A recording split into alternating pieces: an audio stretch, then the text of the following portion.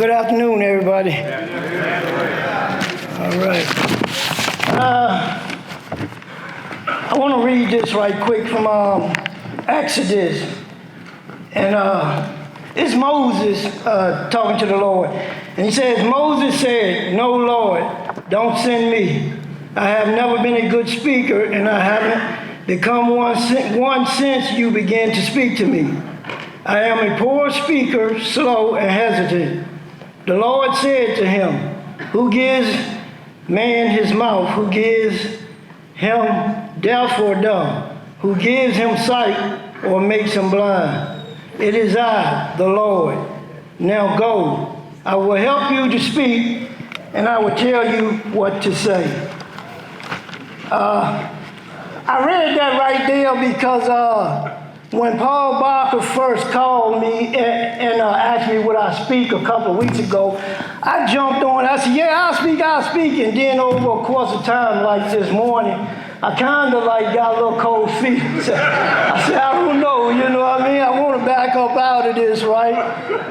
But then I had to go to that right there, because I remember reading that, a while back. And so it was three people that basically motivated me to continue on to speak, and one was God, and that reading right there, the other one was my son, and another one was my sister.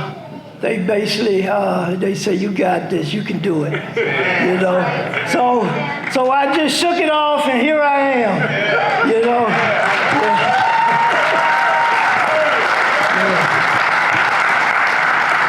First of all, I want to say good afternoon, ladies, gentlemen, and kids. First, I want to thank God for His grace and mercy.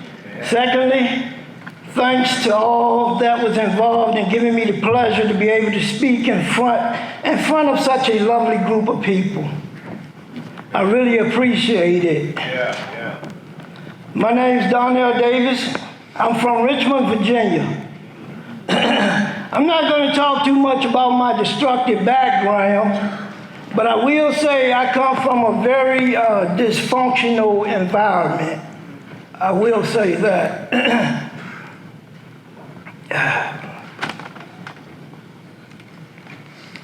I got one older brother. I got one sister that passed away in 23, and I got a sister who's still living. My father passed away from cirrhosis of the liver from drinking. My mom is still living and raising two great-grandkids, and she's in her 70s. As a kid, I was introduced to a lifestyle that would later have a negative impact, not just only on me, but also those all around me. I was placed in foster care as a kid because the judge said my mom couldn't control me. I was a really problem child with the law. I stayed in trouble with the law.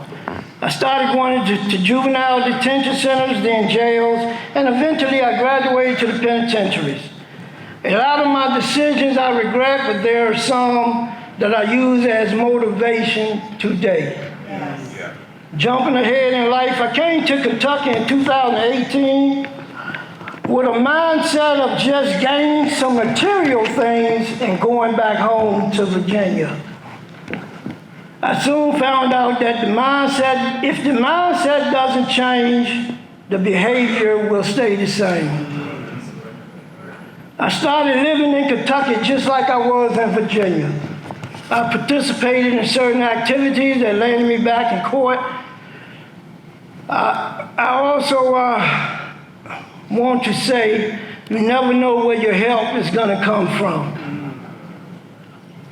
And I say that because the officer that detained me in Lawrenceburg actually was the officer that gave me the phone number to the Isaiah house. And after being here 1 month, that same officer, he came to the Isaiah house. He dropped me off some money, and he left some words of encouragement for me. So that's why I say you never know where your help is going to come from. I stayed put and was willing to do whatever it took to change my mindset. and become a better, productive member of society. I held 5 different positions since I've been here. And if it's God's will, I'll become the kitchen weekend supervisor this month.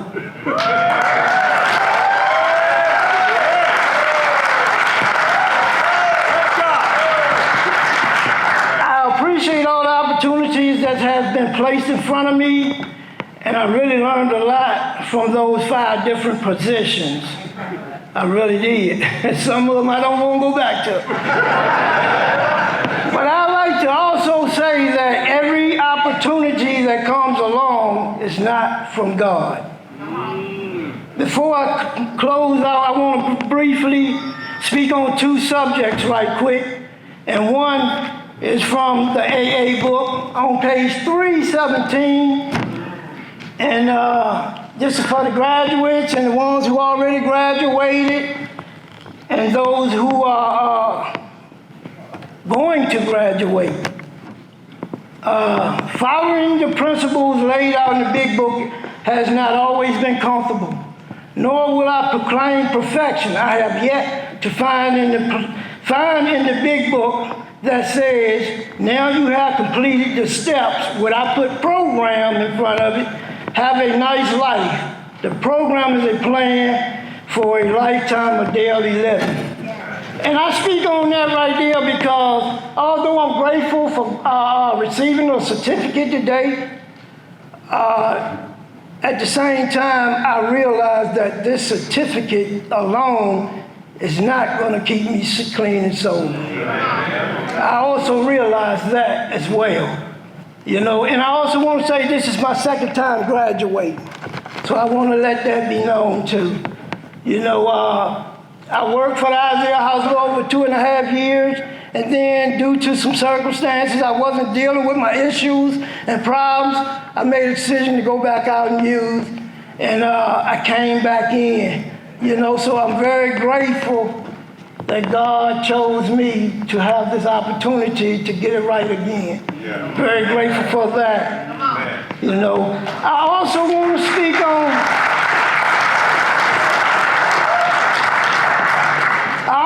speak on one more other thing right briefly, and that is my prayers and hope is that we all will start to enjoy life while we are here and while our loved ones is here. And I'm speaking on that because I'm going to say this right quick. January of 23, I had a cousin pass away in a grocery store due to some health issues. That following month, February of 23, my aunt passed away due to an accident. 2 months later, my nephew OD'd in Louisville from a drug overdose. They had to ship his body back to Virginia. I went and spoke at his funeral.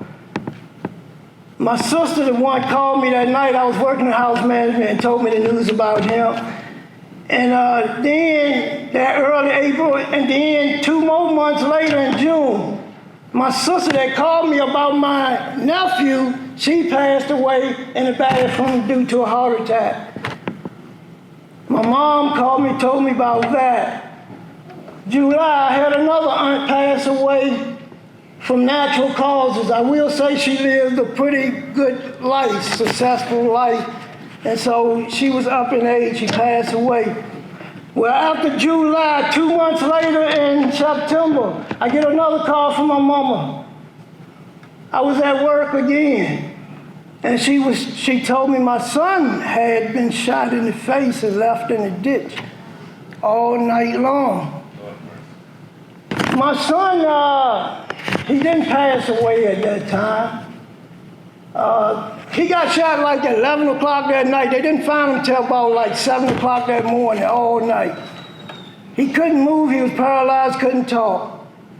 And so I go down there to see him, and that was in September. And then the following year, which was last year, May the 4th, I had came back into treatment by then. I was in IOP at the 9-plex in Harrisburg. I get a call again from my mom. She's saying now, they saying my son is not going to make it after 8 months, you know. So I go back, I didn't have no ways or means to get there because I'm an IOP. I can't just leave the program. I don't want to just leave the program. So I want to give a special shout out to the logistics team. Woo! Really good. So I made a few phone calls, and next thing you know, they said, give me 10 minutes. They gave me 10 minutes. They called me back, and they said, pack your stuff. We're going to drive you all the way to Richmond, Virginia, which is over an 8-hour drive. They said, we're going to take you all the way down there to see your boy. And that was May the 4th. By the time I get down there, the visiting hour was over with. So I went and sat with him that Sunday, May the 5th. Sat with him all that day until visiting hour was over with. That Monday morning, he was gone. You know, I truly believe he was holding on just to see me that one last time. You know, because on my way down there, I kept getting calls, and they saying they had to keep pumping them back and bringing them back, and you know, the last words I heard from him was he was like, Dad, I love you, and that was it. That Monday morning, he was gone. You know, so I brought this picture right here. This is my son, and this is my sister right here. My